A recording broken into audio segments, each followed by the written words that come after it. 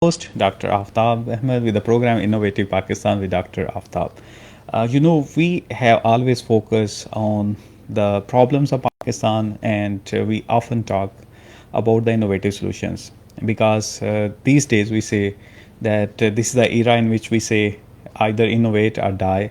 So innovation is very, very important for the success of any country, and those countries who are focusing more on innovation, they are the leading countries in the world. And those who are not focusing that much on innovation, they are lagging behind. And in Pakistan, there is a great need that now we should focus on innovation, creativity, problem solving. These are the skills which are actually needed in our universities, in our education institutes. So if they focus on these skills, if they focus on innovation, we have now a number of universities in Pakistan. The number is over 250. There are now millions of graduates in Pakistan. And if we focus on the hard skills, if we focus on the soft skills, we can bring Pakistan forward and we can solve many of the challenges that we are facing today. So to discuss on the topic of innovation and creativity, we have Dr. Kubra Mehmood with us today, and we are going to ask her because she has experience of studying in number of universities. She was in Arid Agriculture University. She has studied in Qaeda University, which is now the number one university in Pakistan, and also her PhD is from NUST, and NUST is also a leading university in terms of innovation. And so she has quite a good experience. So we will ask her that what is the current status of innovation and creativity in the universities, and how we can improve that. Thank you, Dr. Aftab, for inviting me and discuss about this very important topic because we only kept our focus on the educational and the degree skills. Actually, the creativity and innovation is also very important. If we talk about how universities are doing about the creativity and innovation, yes, university are doing very good job, and students and young researchers are also very creative, and but they need the proper guidance. Mm-hmm. Yeah, because we have to train them then that how you can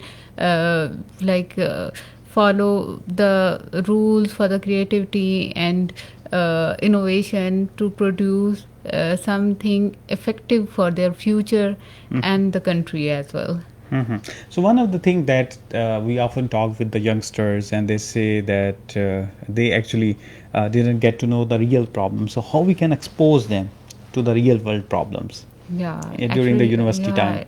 yeah, actually, we have a very good brain, and even whenever I got the chance to evaluate the different university and the students' projects, I sometimes I get amazed that how creative they are and how critically they are thinking.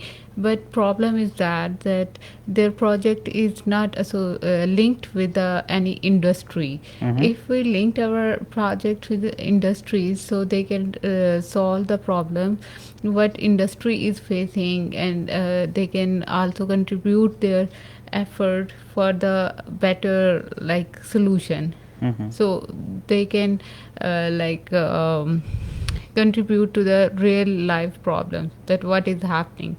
Actually, the problem is that the projects they are doing are very wonderful and very amazing, but they are not solving any uh, country Real problem, problem yeah. and the real problem. Mm-hmm. So what happened, we evaluate them, teacher evaluate them, and their thesis then kept in the shelves. Mm-hmm. So we should give the real life problem to the students because they are very bright minds Mm-hmm. and the young minds, and they do amazing things. Mm-hmm.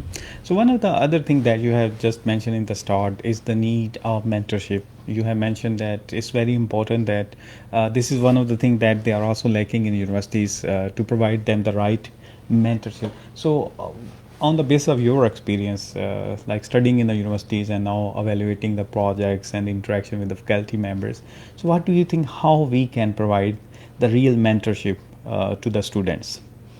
Okay. Mentorship is there, like on one side the teaching mentorship is there, but Yeah. if we have to go towards innovation, so how we can provide the mentorship, like solving the real problems and what are the Yeah. problems and how those can be Yes. solved. Yes, actually, when we should arrange some meetings with the industry peoples and the people who are expert in the field they are working in. So when they expose to these people, when they talk to these people, because teaching is something different, and Mm-hmm. the people who are sitting in the industry and doing the businesses and solving the different problems, this is another area. Mm-hmm. So I think we should train our students and expose them to such people they are doing in the industries and the different businesses, so they can get the mentorship from them also. So teaching is also very important, that they are teaching and sorry, they are like learning everything from the teachers, but real life experience is a different thing. And they also, this is also very good strategy by the HEC, that every BS student have to do the internship in an industry. Mm-hmm. So this is a very good initiative to expose them to the industry and how they are doing, and what is the difference between the learning in the institution in the classroom and learning in the any industry. Mm-hmm. So you also got the experience of working abroad. So what do you think? Like in Pakistan, we have a lot of focus on theoretical knowledge. This is what we have seen in early education as well. Like in primary school, we don't have the laboratories in most of the schools. Even in middle and high school, like I've been to different schools, and there is hardly any laboratory in those schools. And then we go to FSC, and we rarely do any practical during the FSE, and then we come to university. In university we do the experiments, but like we don't have that much facilities. And on the other side we have a lot of teaching burden on the professors, and a lot of teaching is going on, teaching assignments, presentations. So what do you think, comparing to other countries, so how they are focusing more on practical knowledge, and how we should do the things in Pakistan? Yeah, exactly.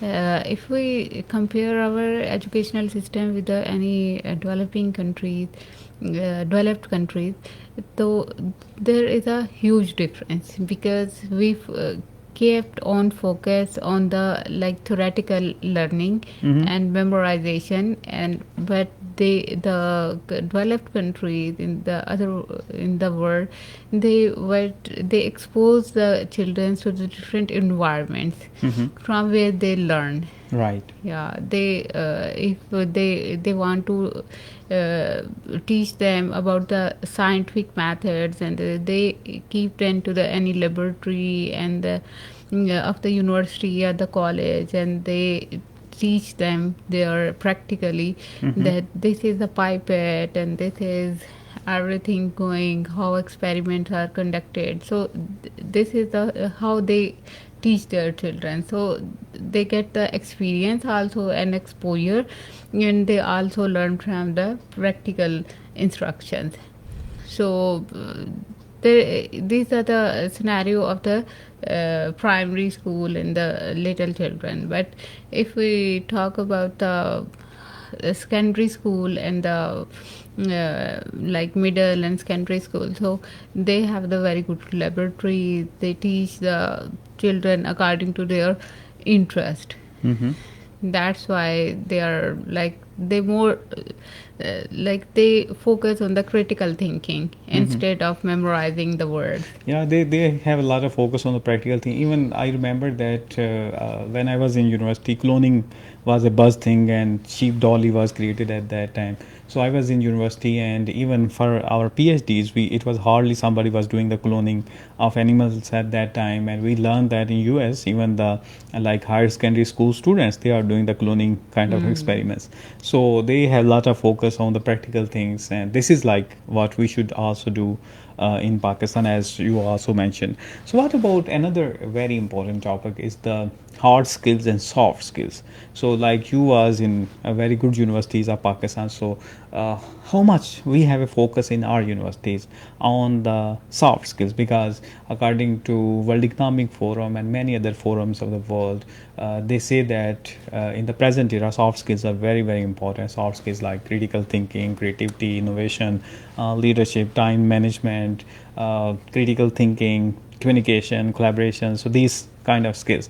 So how much focus is there in our universities?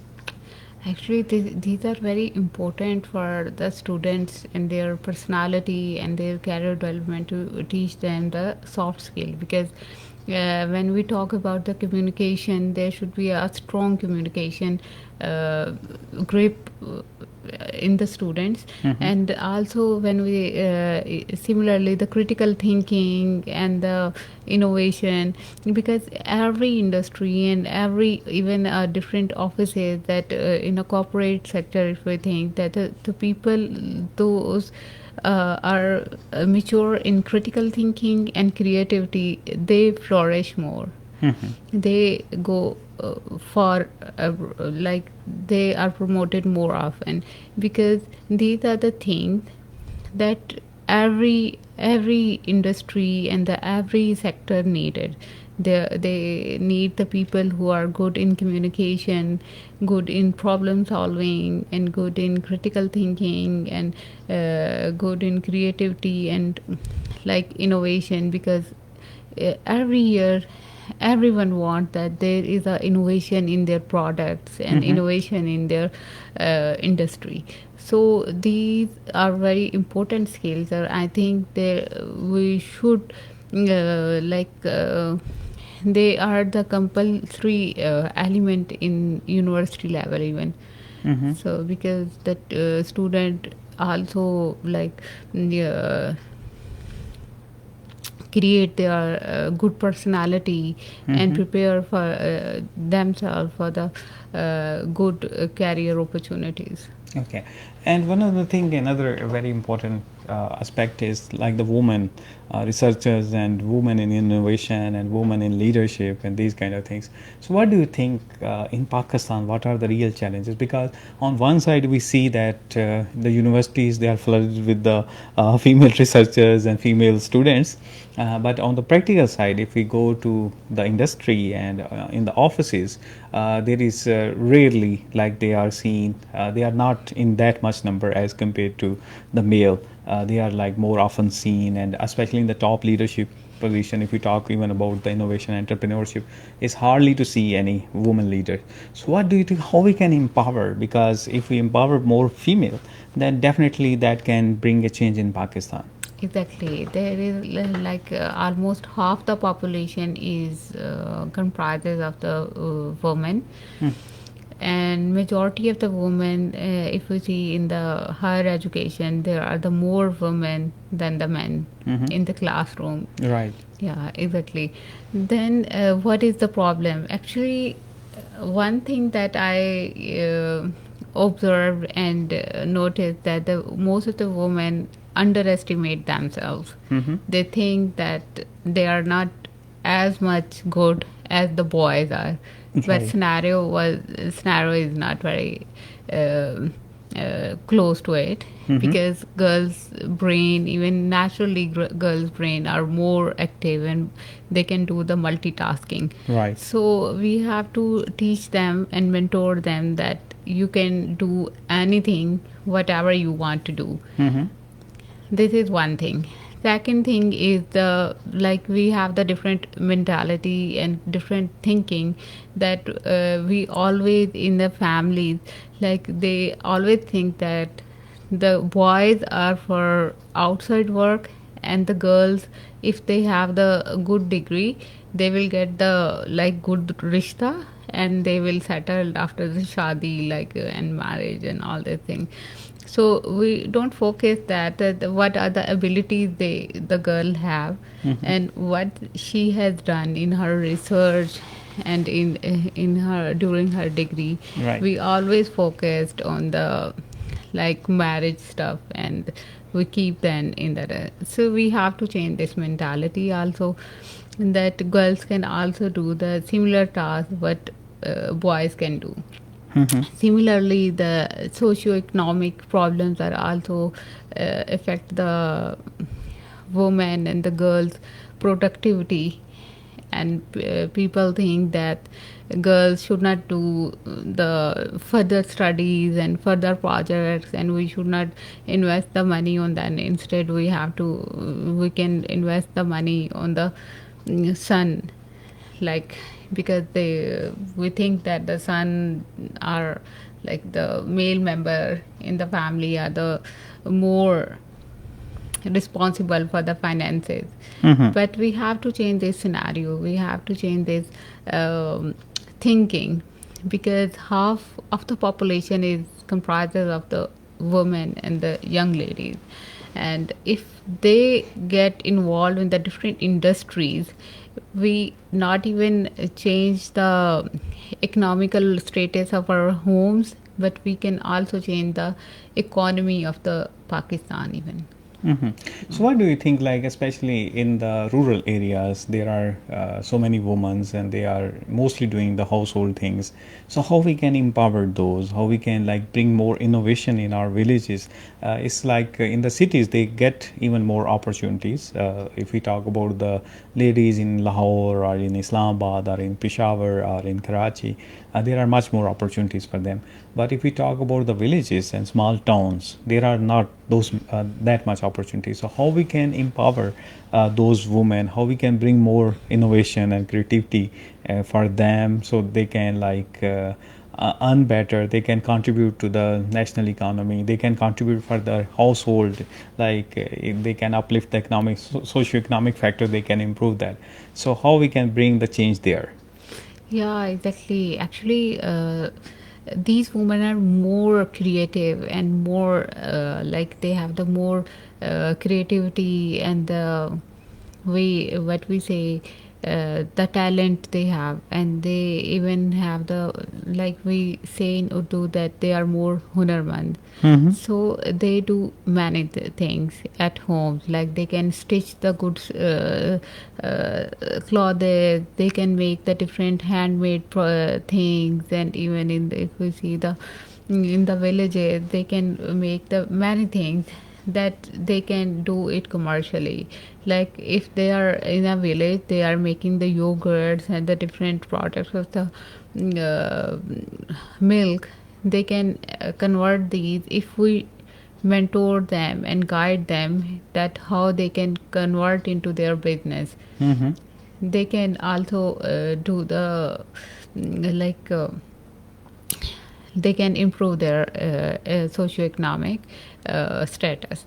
And similarly, if someone is doing a good embroidery and they can make the different stuff, we can provide them a platform that they can sell them and make the money. And similarly, the girls who are working in the fields, and the women who are working in the field, they can we there should be any organization that they can teach them how they can transfer this knowledge of cultivating the different vegetables and to the other people, so they can earn from these like these talents, and also they can change the socio-economic status of their family and even for the country. Yes, definitely. There are so many examples I have seen recently. So there was a lady from Mandi Bahawaldeen, and they are she's growing vegetables, and she's growing the cereals, and she's selling in Islamabad, and she's earning good amount of money from that. Another aspect that is also very important, because today and these days we have a lot of focus on computer sciences and IT and artificial intelligence.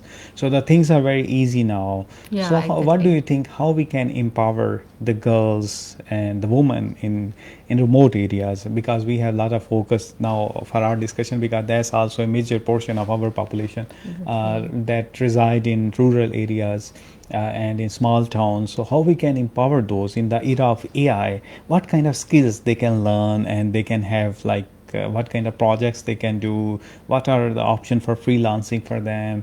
And in this case, they even don't have to go outside. They can sit at their homes, and they can do the work. So what kind of opportunities are there? You have like very rightly mentioned that there are a lot of opportunities in agriculture sector. They can like there are so many success stories even from our neighboring countries. There are so many success stories in dairy farming. So it's on one side is the dairy, another is like dairy products, and then fisheries is there and the poultry is there. So all these Exactly. sectors definitely we can empower them. But these days we often talk about this is the era of AI. So in the age of AI, what the women can do. Yeah, actually, the this is the era of AI, and which I say this is the most blessing Mm-hmm. that I can say that AI have given us, because the work that has been done in weeks, we can do it in just a few seconds. So this is also very important. Even some of the chat bots, which we can use them as a personal mentor, they can even talk to you in a like their local language. Mm-hmm. Yeah, if you don't know the English, so it is not necessary that you can only get the information from in English and you have to learn about the English. You can also talk to them in your local language, and even Urdu also. They can suggest you the different options. Similarly, if we talk about the different designing projects, so there are the many tools that we can teach them, and the people from the far away areas can and learn these tools for the different designing. Even we can sell our design on the different website if we search about the things in the YouTube and other so like Google it, how we can sell our designs. And even we can do the graphic designing, we can improve the photography. There are the also very good sites where we can sell our photographs with like minor amendments Mm-hmm. with the AI. Similarly, we can also write the different blogging articles, and we can also post them in our website. Even making the website is also very easy now, because Mm-hmm. there are the many AI tools that customize your website according to your wish, and you can do anything whatever you want to do with the AI. So I think this is era of AI is the era of blessing, Mm-hmm.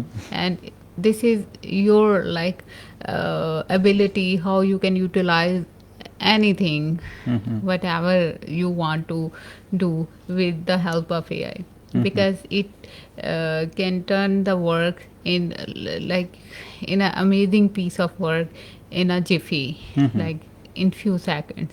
So I think everyone should learn about the AI, and they should try the different tools. And if even if we see the reels about the AI, Mm-hmm. we can start getting the reels about the AI and the AI business ideas, so people can get the idea from them. And I think they should start the small things with the help of AI. Mm-hmm. So this is, I think, a very good discussion that how we can empower the women in the villages and remote areas in small towns. And you have mentioned and rightly mentioned that in the era of AI there are so many opportunities. Only they have to like learn the things, practice a bit, and then they can. The world is open for them for different Yeah, exactly. opportunities. And also not only the AI, but the real power in Pakistan is the agriculture sector. So we can empower them in the agriculture sector. We Exactly. can go for like how we can improve the dairy sector of Pakistan, poultry, fishery, and all those aspects. So now coming back to the university. So in the era of once again the same question I'm going to repeat for the university students. So in the era of AI, how our students in the universities they can be more creative and innovative. So what how they should utilize this technology and how they can bring more innovation. So how you are going to guide to our university student, especially the bachelor one Yeah, during their BS classes. Actually, the students in the university only think that we can use the AI for the assignments and the presentations, but we can also do far more than the assignments and presentation. I think mostly student only use AI for the assignments, and Mm-hmm. the second tool they use how to humanize it, and that's it. Actually, this era is like amazing thing. You can do and learn everything. Even if you want to start your startup or any business and you don't find any mentor, you can use different AI tools Mm-hmm. to get the different suggestions. Right. That if we do for example, for 1 year, if you want to know if you have the investment and how you can use this investment for the 1 year and the 6 months, you can also get the idea with the different AI tools that Mm-hmm. they can suggest you how you can utilize it. Similarly, we can learn the different uh, skills as well with the help of AI, because there was a era when graphic designers were the most wanted people. Now Mm-hmm. you can do anything, even you can create the different videos with the avatars, and for your social media accounts you can use these avatar in your language even. Mm-hmm. So you can use your faceless accounts for the delivering the different information if you don't want to come in front of the camera.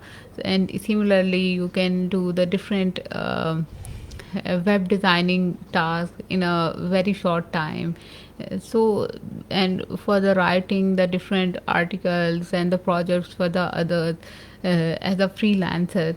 So Mm-hmm. these are the skills that we should invest the time for learning that, and then we can earn a good amount of money from these skills. Mm-hmm. Great. So, what do you think on the basis of your experience and mentoring so many students? So, what do you think when the student they should go towards the entrepreneurship? Because entrepreneurship is one of the needy thing in Pakistan. If we have to improve the economy of our country, then we need more entrepreneurs. We need like more men and women. They should come towards entrepreneurs, starting their own businesses and making the success stories. So, what do you think? What could be the right age for them? For the learning process and when they should start. I think they should start in the middle of the bachelor's degree in a Mm-hmm. BS, because that is the time when their brain was working so efficiently. Mm-hmm. They have very good energies and they don't have any responsibilities. Like as we go older, we get the different responsibilities, and this is the right time to try the different thing. Mm-hmm. So this is the time for the cultivating the entrepreneurship in the country, and unfortunately only 1% women in Pakistan are entrepreneurs. Mm-hmm. So we can increase this number by promoting this culture in Pakistan. Not only boys, also girls can also come for the entrepreneurship. Mm-hmm. So this is the right time. Like if you are in your early 20s, this is the right time that you should start anything for your career building, Mm-hmm. because when you reach the 30 you have the much experience, and maybe you have a very good established business of your own. So I think students who are in early 20s, they should start doing whatever they want to do, and they should think about it, and that what are the niche that we can work on it.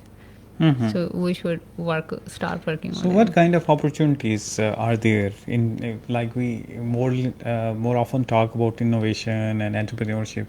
So, if our listener they want to know that what kind of opportunities are there in universities and other opportunities in Pakistan, so can you please elaborate a bit about that? Yeah, because now the everyone like every university is very inducive for the entrepreneurial culture, and they have built the different like incubation centers and their ORIC centers where they promote the different small businesses, and many universities have the base like business incubation center. So the students who don't have the time for to go to the different national incubation centers and different mentorships, they can also get the mentorships and any space for their startup from their university as well. Even they get the benefit that their prices, like their what we say, their sitting, they charge them very less amount, and they give more facilities to the students, and some of the students get the free space in the incubation university incubation centers, and they can start working on whatever they want to do, like any startup in IT, in agriculture, in health sciences, whatever they want to start, they can start from the university. Even university provide them the mentorship. So we have to explore the what are the opportunities that we can get from our universities even. Yeah. So beyond universities, if they have to get the opportunity, so what other opportunities are there? Yeah, there are the many incubation centers in every big city. Like in Islamabad, there is a national incubation center, and these are across the country. And the many other incubation centers like National Science and Technology Park and Aftab, and many other incubation centers are also there, where the student can get the for few months for free space, and then they can start building their startup. So only need is that when you have to decide what you have to do, what you want to do, then stick on the your niche and your area, then you can get the like opportunity and like-minded people itself. So only one thing is that what is your step, and once you take the step, you should stick to it. Whatever the, if you get the failure. So it is usually Yeah. said that the first step is always very difficult. So how Yeah, we can very good. motivate our youngsters that they should take the step towards the entrepreneurship? Yeah, actually, entrepreneurship is not a very easy to start, but once you get into it and don't afraid from the different failures that you may face, it's not necessary that you face the failure. If you face any failure, I think you should not disheart, because this is the process of like learning. So I think this is the only advice what I can give to the all the new entrepreneurs, that we should do not disheart whenever we feel the failure and not getting the good success. Yeah. So with this, we are very much thankful to Dr. Kubra for joining us today to talk about the innovation and creativity and how we can boost the innovation and creativity among our youngster and especially among the female.